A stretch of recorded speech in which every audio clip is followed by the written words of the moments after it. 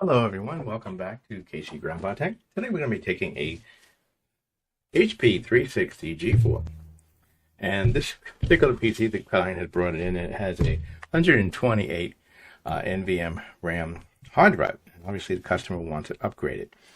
So in order to do that, we're going to have to remove the screws on the base plate. Now these are star or TORX screws. You'll need to have the right size bit to be able to remove them, okay? And when you do, make sure that you take them and put them in a safe place so you don't lose them. Oops. You see what I mean? Now I'm going to finish doing this and we'll get right to the next step.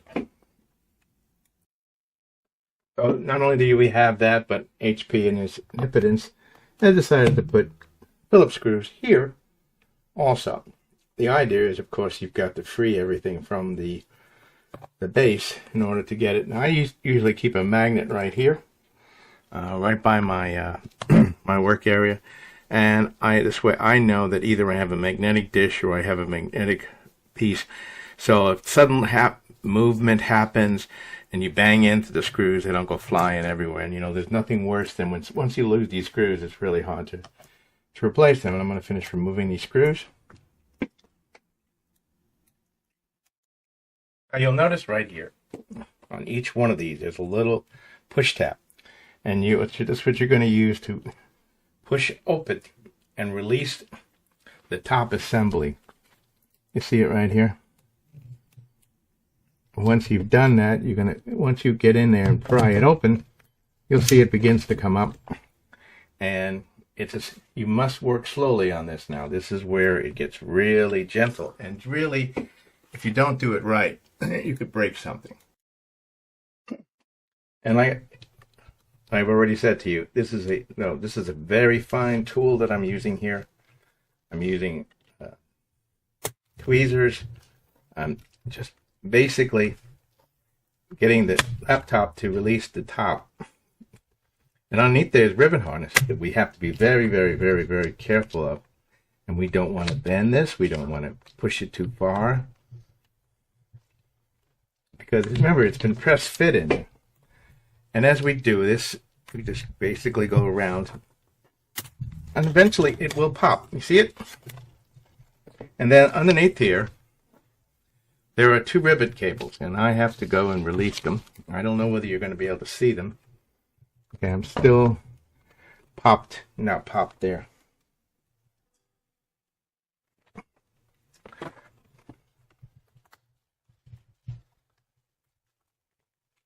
There we go. Again, take your time. Don't be in a hurry doing this. You know, patience. In this case, there we go. And once it lifts up, I should be able to access. There it is. Okay, so I've opened it up. You can see it. I couldn't get any other way to see it, but you can see, if you look at this,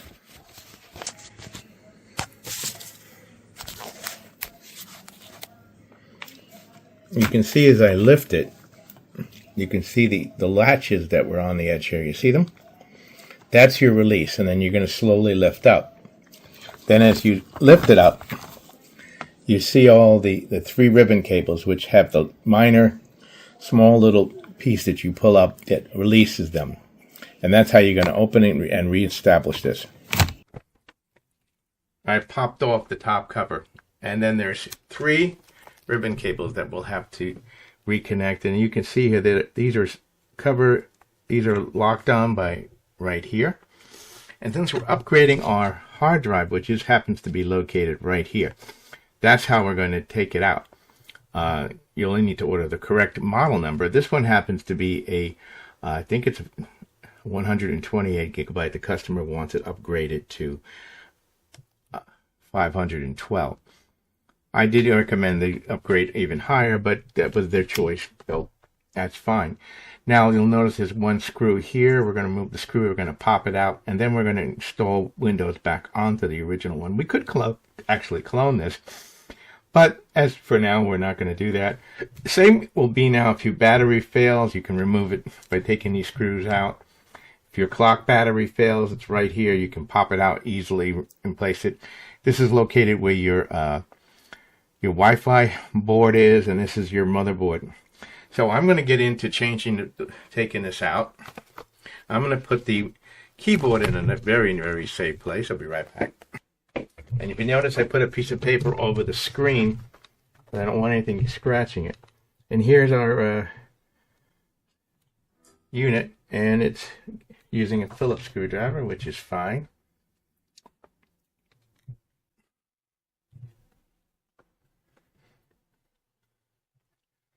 And again, we're going to remove this tiny screw. I like to put it right next to on the battery when I remove it, and then I just lift it out.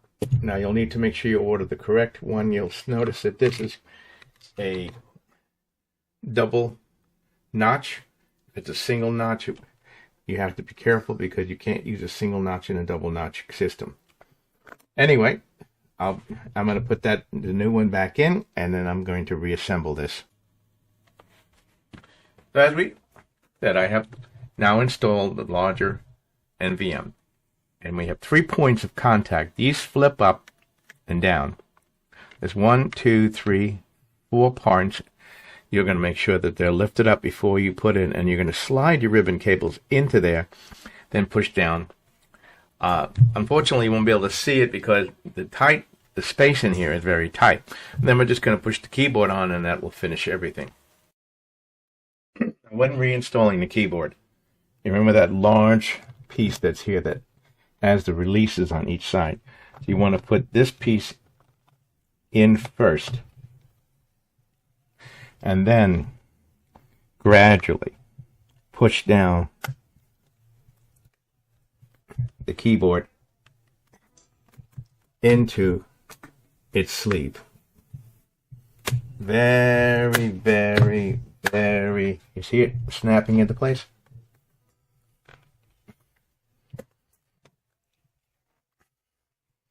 It may require a little bit of finesse, but don't be in a hurry. You'll get it in there.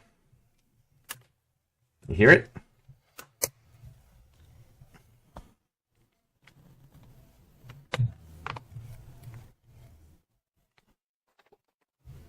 And once you do,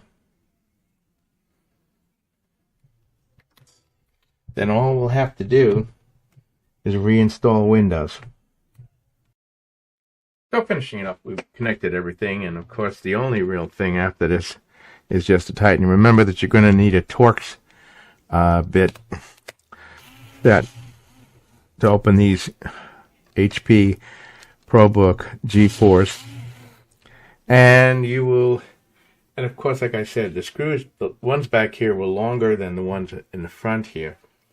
So be aware of that. That's going to, if you're not careful putting back these, you could break something. But it's not that hard, and I hope this information has been helpful for you. As you can see now, these two screws, we've got TORX screws on the edge and Phillips screws in the middle. It makes for challenging repairs. But again, I hope this information was helpful for you. It's not that hard to do it, to change this out. The one thing nice about the HP Probook 4, G4 and 5 is that the NVMe SSD is right there where you can get to it. And just you have to make sure that you order the right one for this particular model. As you know, NVMes are very, you've got a B and M and MB, and so you have to be aware, when you're making sure that what you're ordering for the piece of your laptop is doing this. Hey, Grandpas, thanks you for coming and watching, and let me teach you a little something today on how to take apart the HP Probook X360 11-inch. Not that hard to take it apart. You have to take your time. You need the right tools. Again, the TORX bit. You'll need a Phillips screwdriver, and you'll need a pair of tweezers, and usually a phone pry tool will do it. Just follow the directions very, very carefully. Take your time. Make sure you order the right one. After you've installed a new hard drive, if you haven't already cloned the new hard drive, then you're going to need to install Windows, which I have a video on that, how to do that also.